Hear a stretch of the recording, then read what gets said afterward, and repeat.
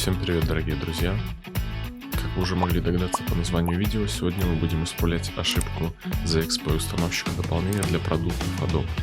Ошибка эта возникает при перетаскивании файла установки в окно программы без полной разархивации, либо с директории с кириллическими символами, то есть русскими. Как мы видим, у меня уже на рабочем столе есть разархивированный файл дополнения для Adobe After Effects. Я пытаюсь его установить, просто, допустим, перетащив его в окно программы. Но ZXP Launcher выдает нам ошибку, что установка не далась из-за ошибки самого файла установки. Это произошло из-за того, что файл установки у меня находится на рабочем столе, а путь к рабочему столу у меня связан с кириллическими символами. Для того, чтобы исправить эту ошибку, я перемещаю файл в директорию с латинскими символами, либо просто в корень любого диска. И уже из этой папки, из директории с латинскими символами, просто перетаскиваю файл установки опять в ZXP установщик.